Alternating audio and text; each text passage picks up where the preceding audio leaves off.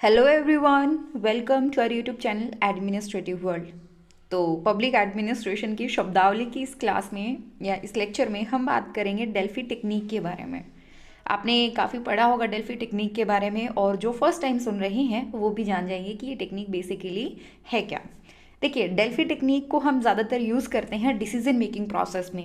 जब भी हमें एक ऐसी प्रॉब्लम का सॉल्यूशन चाहिए होता है जो कॉम्प्लेक्स है, जहाँ पर हमें ग्रुप ओपिनियन चाहिए, जहाँ पर हमें एक्सपर्ट्स का ओपिनियन चाहिए, एक इंसान के ओपिनियन से काम नहीं बनेगा, तो वहाँ पर हम डेल्फी टेक्निक को यूज़ करते हैं। तो ये एक प्रकार का कम्युनिकेशन मेथड भी है और ये एक डिसीजन मेकिंग मेथड भी कंसिडर किया जा सकता है। डिसीजन मेकिंग टेक्निक्स जब आप पढ़ते हो तो वहाँ पर क्वांटिटेटिव और क्वालिटेटिव टेक्निक्स आती हैं, तो वहीं पर डेल्फी टेक्निक का भी जिक्र आता है। इसलिए ध्यान रखिएगा कि ये एक कम्युनिकेशन मेथड है। कम्युनिकेशन मेथड इसीलिए क्योंकि इसमें ढेर सारे लोगों से बात की जाती है और तब जाकर के एक फैसले पर पहुंचा जाता है। तो बेसिकली हुआ क्या, it's a process used to arrive at a group opinion और a decision by serving a panel of expert. ध्यान रखिएगा, यहाँ पर हम क्या करते हैं, हम कुछ एक्सपर्ट लोगों को इन्वॉल्व करते हैं। ठीक है, इतना याद रखिएगा। और ये काइंड ऑफ जो है वो एक डिबेट जैसे नहीं होती, कुछ हद तक ये जो है वो डिबेट जैसे होता है, बट एक्चुअल में डिबेट नहीं है, क्योंकि यहाँ पर जितने भी लोग इन्वॉल्व होते हैं, खास करके जो एक्सपर्ट्स हैं, जो पैनल ऑफ एक्सपर्ट्स हैं, वो अनोनिमस होते हैं। ठीक है, ज़्यादातर चांसेस ऐसे हैं कि वो आपस में एक दूसरे को नहीं जानते हैं। ये जो टेक्निक है वो सबसे पहले 1950s के एरा में इस टेक्निक को यूज़ किया गया था। और डेल्फी वर्ड जो है वो ग्रीस, एंशंट ग्रीस में डेल्फी वर्ड यूज़ किया जाता था। ये एक एरिया का नाम है, एक जगह का नाम है। वहाँ पे ऑरेकल, एक प्रिस्टेस जो होती है, जो पुजारी जिसको आप बोल सकते हो हिंदी में, वो जिस तरीके से अपनी बात कहती थी, जो समझदारी भरी बातें होती थी, उसी चीज़ पे, उसी बेसिस पे डेल्फी टेक्निक को नाम दिया गया है। आप ये वीडियो देख रहे हैं हमारे यूट्यूब चैनल एडमिनिस्ट्रेटिव वर्ल्ड पे। तो ये जो प्रोसेस है जहाँ पे ऑर्गेनाइजेशन क्या करता है, मान लीजिए बहुत सारे प्रॉब्लम्स हैं हमारे सामने, या एक छोटी सी प्रॉब्लम से हम एक एक एग्जांपल से हम स्टार्ट करते हैं। मान लीजिए किसी ऑर्गेनाइजेशन के अंदर प्रॉब्लम आ रही है कि उसको नहीं आइडिया कि मार्केट में उसके जो प्रोडक्ट हैं वो ढंग से नहीं सेल हो रहे हैं, जो उसकी सेल है, सॉरी, वो जो है वो काफ़ी कम हो चुकी है, जो प्रोडक्ट सेल हो रहे थे वो काफ़ी कम हो चुके हैं। अब ऑर्गेनाइजेशन को ये चीज़ समझ में नहीं आ रही है, तो ऑर्गेनाइजेशन क्या करता है, ये जिम्मेदारी एक मैनेजर को सौंपी जाती है। मैनेजर क्या करता है, मैनेजर कुछ लोगों से बात करता है अपने ऑर्गेनाइजेशन में, मान लीजिए 50 लोगों से वो कांटेक्ट करता है। उन 50 लोगों को क्वेश्चंस भेजे जाते हैं, नंबर ऑफ क्वेश्चंस भेजे जाते हैं, और वो 50 लोग क्या करते हैं, अपना फीडबैक, अपना कमेंट जो है वो उस पर्सन को, उस मैनेजर को वापस से बताएंगे।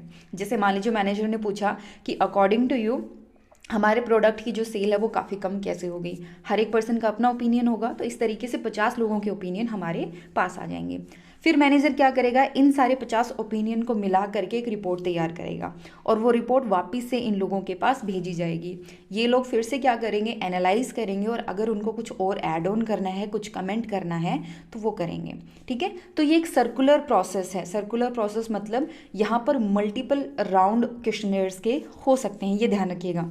ठीक है, डिबेट में ऐसा नहीं होता है नॉर्मली, बट यहाँ पर क्या है, मल्टीपल राउंड ऑफ क्वेश्चनर हो सकते हैं। अभी जो 50 लोग सिलेक्ट हुए हैं, हो सकता है कि ये 50 लोग जो हैं एक दूसरे को नहीं जानते हों, नहीं पता कि उनके ओपिनियन को कंसिडर किया जाएगा या नहीं किया जाएगा।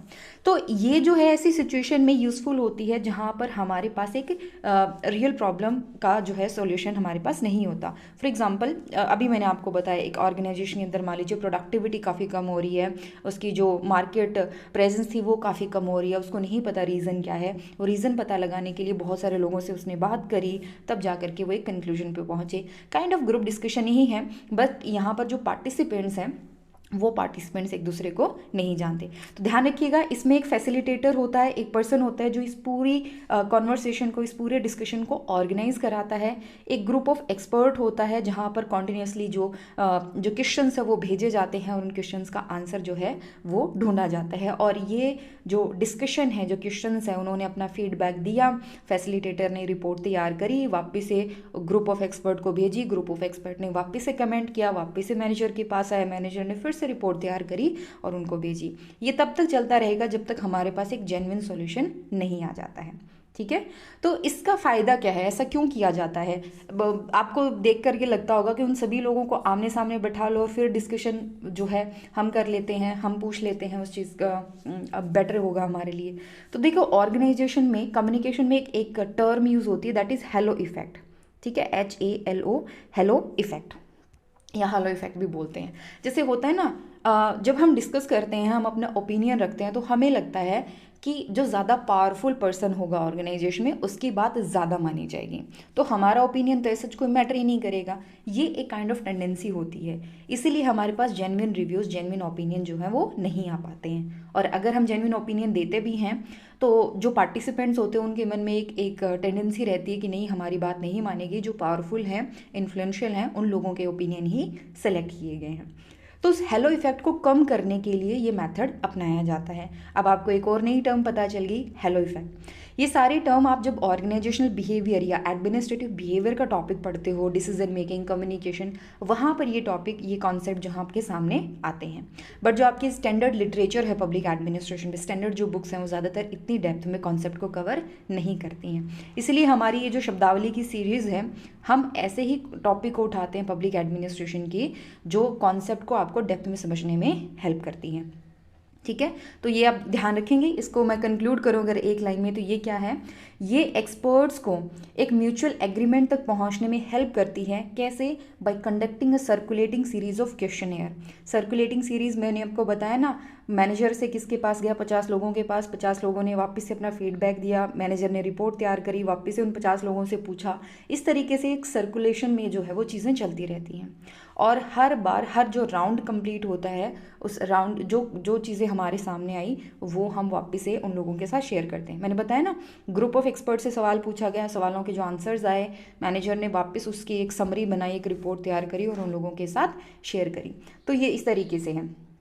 यहाँ पर हमारे पास वाइड रेंज ऑफ ओपिनियन आ जाता है, साथ ही साथ एक जो बायसनेस होती है वो नहीं रहती है। अगर हम एक ही पर्सन से पूछेंगे तो कहीं ना कहीं अप्रोच जो है वो बायस्ड हो सकती है।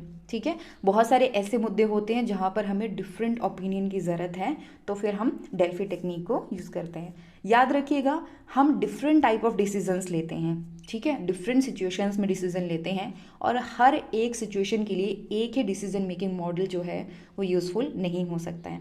हमें डिफरेंट डिफरेंट मेथड को फॉलो करना पड़ता है, जिसमें से एक डेल्फी टेक्निक भी है। ठीक है, अगर आप हमसे कांटेक्ट करना चाहते हो तो आप हमारे इस मोबाइल नंबर पे कॉल कर सकते हैं, या फिर आप हमें व्हाट्सएप के थ्रू भी मैसेज कर सकते हैं। कॉन्टैक्ट है 9896859767, या फिर आप हमें ईमेल कर सकते हैं contactfreeupsc@gmail.com। पब्लिक एडमिनिस्ट्रेशन से रिलेटेड ऐसे ही अमेजिंग वीडियोस के लिए बने रहे हमारे साथ। Don't forget to subscribe to our channel, like the video and comment, तो मुझे पता है आप करोगे ही करोगे। Thank you so much.